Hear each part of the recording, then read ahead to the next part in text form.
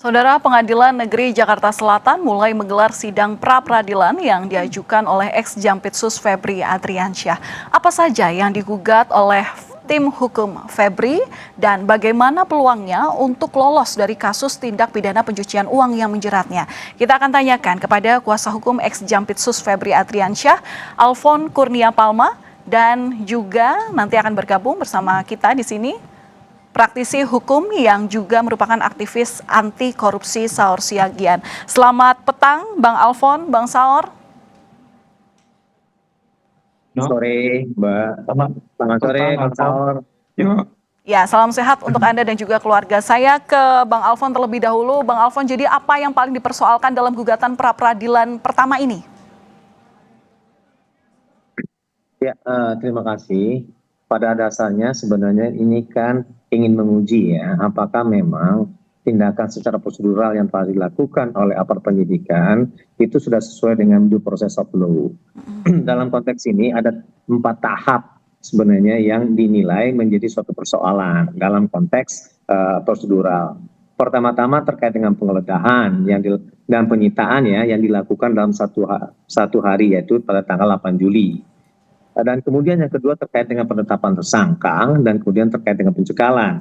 Nah, kalau misalnya kita lebih mendalam, ini lebih terkait dengan apakah memang dalam proses penggeledahan yang merupakan bentuk dari upaya paksa dan juga penyitaan sebagai bentuk upaya paksa itu merupakan suatu langkah-langkah yang sudah sesuai dengan prosedural, di mana dilihat di dalam dokumen-dokumen yang ada proses penyidikan itu tanpa didahului dengan adanya proses penyelidikan.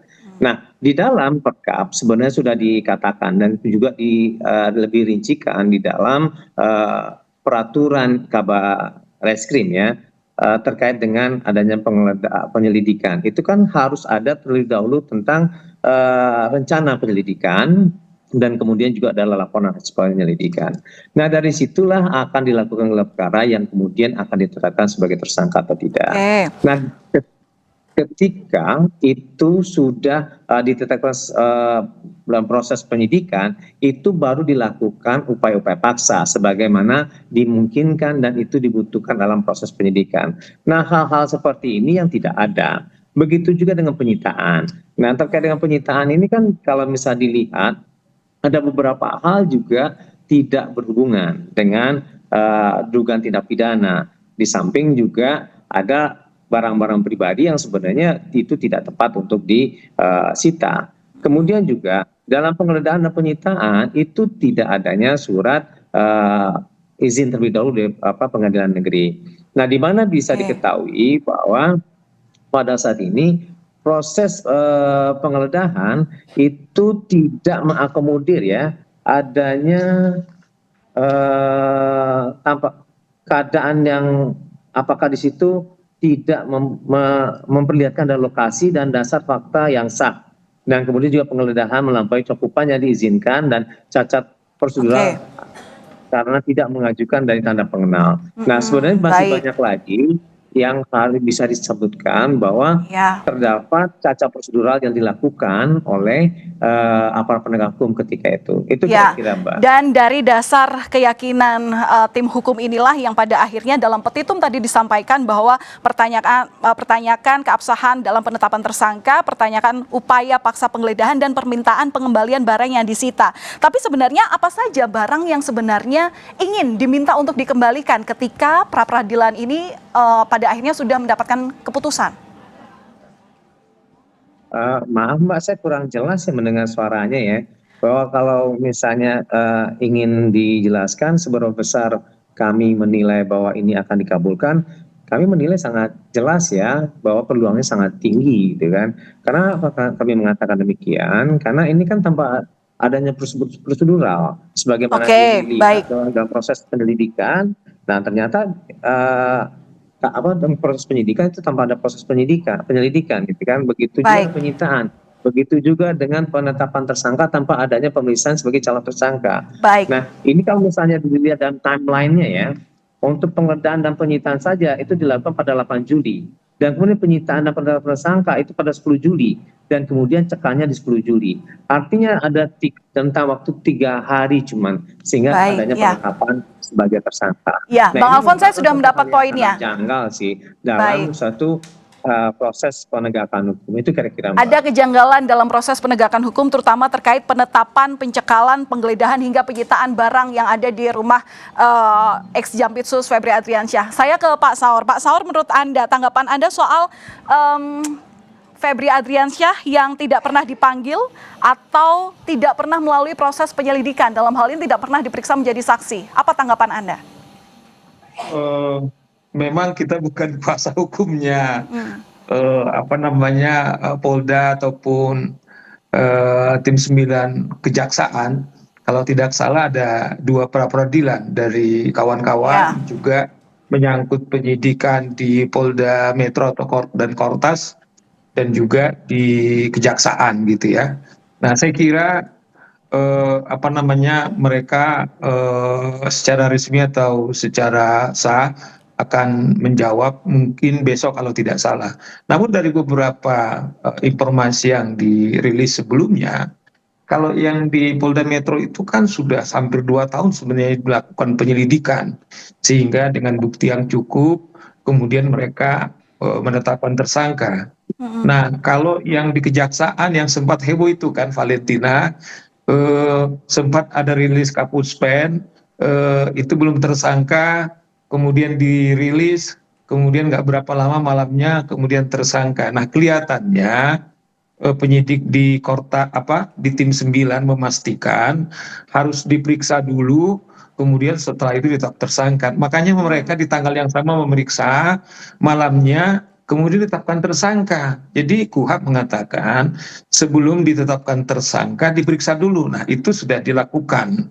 Nah, soal penggeledahan, saya kira mereka nanti akan menjawab mengapa kemudian mereka melakukan penggeledahan. Tadi ada pertanyaan dari Valentina, barang-barang apa yang nanti diminta oleh pemohon, itu saya kurang tahu, tapi dugaan saya mungkin adalah uang sekitar 500 miliar atau barangkali 74 kilogram emas, barangkali itu yang tadi ada gangguan. Pertanyaan kepada rekan Alfon, mungkin rekan Alfon yang... Baik, ini yang juga menarik untuk saya tanyakan ke Bang Alfon. Jadi benarkah yang ingin diminta kembalikan jika sidang pra-peradilan ini kemudian dikabulkan dan selesai, apakah benar emas dan uang sebesar 500 miliar itulah yang diminta untuk dikembalikan? Jangan dijawab dulu, kita nantikan usai jeda. Tetaplah bersama kami di Kompas Petang. Saudara, saat ini saya masih bersama dengan kuasa hukum ex-Jampitsus Febri Adriansyah dan juga aktivis anti korupsi dan juga praktisi hukum Bang Saur Siagian. Saya mau ke Bang Alfon dulu. Bang Alfon, jadi sebenarnya apa saja yang diminta untuk dikembalikan dan dasar tim hukum meyakini bahwa ini merupakan hak dari Febri dan juga keluarga? Ya, baik. Nah, saya ingin mengklarifikasi ya bahwa ini kan kaitan dengan proses penggeledahan dan penyitaan yang dilakukan pada tanggal 8 Juli ya, yang dilakukan sampai jam 1 malam tersebut. Nah, pertanyaannya adalah pada proses penggeledahan itu kan harus diperlihatkan surat penggeledahan dan penyitaan kepada orang yang menguasai tempat, kan begitu ya. Nah, kepada dialah barang-barang itu harus dikembalikan. Nah, sekarang... Jadi itu punya Mas Febri ya? Punyanya Pak Febri, semuanya uang dan emas itu, Bang Saur. Bang Alfon, sorry. Gimana, maaf? Jadi itu memang diyakini oleh tim kuasa hukum bahwa uang dan emas adalah milik Pak Febri? Ya, itu harus dikembalikan kepada orang yang menguasai tempat. Nah, di situ yang menguasai tempat itu siapa? Nah, bukan berarti kalau misalnya ada di tempat itu milik dari klien kami, belum pasti, kan begitu. Nah, itu harus dibuktikan terlebih dahulu. Nah, sekarang kalau misalnya dikatakan bahwa di situ ada A, B, C, D, E, ya harus dibuktikan dulu dan itu ditandai dengan adanya berita acara penyerahan dari penyitaan. Nah, pertanyaan kan namanya berita acara penyitaan itu sendiri itu tidak ada. Nah, ini jadi persoalan. Nah, inilah secara prosedural yang dipersoalkan. Nah, pra-peradilan ini kan mempermasalahkan terkait dengan itu. Apakah memang itu memang secara prudent dan itu dilakukan berdasarkan prosedur? apabila itu tidak dilakukan secara prudent dan tidak secara prosedur, ya itulah maka dikatakan bahwa ada doktrin yang namanya fruit the poison tree. Nah, suatu proses yang dilahirkan dari suatu hal yang bermasalah, semua ini menjadi bermasalah. Itu yang kita ingin katakan bahwa mana lebih penting antara due process of law dengan pemberantasan tindak pidana korupsi. Tapi kalau Kejagung meyakini bahwa emas dan uang itu relevan sebagai barang bukti TPPU, bagaimana? Apa argumentasi Anda sebagai tim hukum? Ya, walaupun nggak begitu jelas ya terkait dengan TPPU ini sebenarnya kan harus diperjelas dulu kan predikat crime-nya itu apa. Nah, sekarang kan nggak begitu jelas terkait dengan itu. Nah, kalau misalnya kita langsung mengatakan bahwa ini adalah suatu TPPU, apakah memang ada uang dan kemudian ada juga alat-alat yang dikatakan oleh Bang Saur tadi gitu kan, ada emas di situ, ada mata emas dan macam-macam, itu sudah dialihfungsikan, sudah dialihbentukkan dan ada upaya-upaya untuk menjadikan itu bukan lagi bentuk asalnya sehingga itu sudah terkaburkan bentuk-bentuknya. Nah, itu merupakan definisi dari suatu TPPU. Nah, ini yang perlu diperjelas ya. Tapi begini ya, Mbak. Baik. Oke. Apa yang dikatakan oleh Bang Saur itu ini terkait dengan perkara nomor 134, berbeda dengan perkara 135. Nah, apa yang dikatakan terkait dengan di kejaksaan itu permasalahan yang akan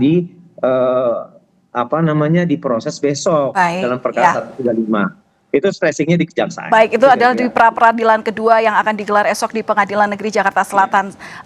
Selain juga dengan kasus penggeledahan, penyitaan uang terkait dengan kasus TPPU yang menjerat ex-Jampitsus Febri Adriansyah, yang juga jadi polemik saat ini adalah kasus kematian karyawan atau pegawai dari ex-Jampitsus adalah Sutrimo begitu. Ini juga menimbulkan spekulasi publik dan belum dijelaskan polisi terkait dengan apa proses penyidikan yang sedang saat ini dilakukan selain ekshumasi sebelumnya dilakukan. Perlukah Febri diperiksa terkait dengan kasus ini, Bang Saur? Saya kira yang pertama harus diperiksa itu adalah Febri Ardiansyah. Kenapa? Saudara almarhum Sutrimo itu bekerja dengan saudara Febri Ardiansyah. Bahkan yang terakhir dia balik ke Banyumas dan juga kembali itu adalah suruhannya. Artinya adalah bahwa kalau kita lihat kategori atau jenis dari alat bukti salah satu saksi, yaitu orang yang melihat mendengar. Nah, saya kira orang yang paling relevan kemudian mengetahui keberadaan daripada Sutrimo itu adalah Febri Ardiansyah. Nah, oleh karena itu saya kira penyidik, karena ini kepentingan juga kepada tim 9 yang sedang melakukan penyidikan dugaan TPPU dan juga dugaan korupsi, ini sangat relevan. Jangan-jangan misalnya begini, dalil daripada kawan-kawan misalnya bahwa uang yang 500 miliar dan juga emas itu di rumah atau disentuh, pemilik rumahnya adalah keluarga Febri Ardiansyah, pemiliknya dia bilang orang lain. Nah, ini kan juga pertanyaan-pertanyaan besar. Nah, oleh karena itu penyidik saya kira harus segera memanggil atau tidak meminta supaya Febri Ardiansyah itu dipanggil sebagai saksi. Oke, Bang Alfon, jadi kalau misalnya Pak Febri Ardiansyah diperiksa terkait kasus Sutrimo ini, yang bersangkutan bersedia ya? Ya, kembali masih terganggu sepertinya jaringan saya. Nah, saya menanggapi apa yang dikatakan oleh Bang Saur ya. Yang diperiksa terlebih dahulu bukannya klien kami ya, dalam artian Eva. Tetapi yang menjadi titik itu adalah barang bukti. Barang buktinya itu apa? Yaitu pada saat ini adalah korban gitu ya. Nah, kemarin kan sudah dilakukan ekshumasi ya. Penting di situ terlebih dahulu harus dilakukan proses penyelidikan dan penyidikan, bukan kemana-mana. Baik, nah, tapi singkat saja, kalau Pak Febri, singkat saja, tapi kalau klien Anda diminta untuk menjadi saksi dalam pemeriksaan kasus ini, bersedia ya, Bang Alfon? Iya, maaf, gimana? Kalau Febri Adriansyah diperiksa terkait kasus kematian Sutrimo ini, pasti bersedia ya?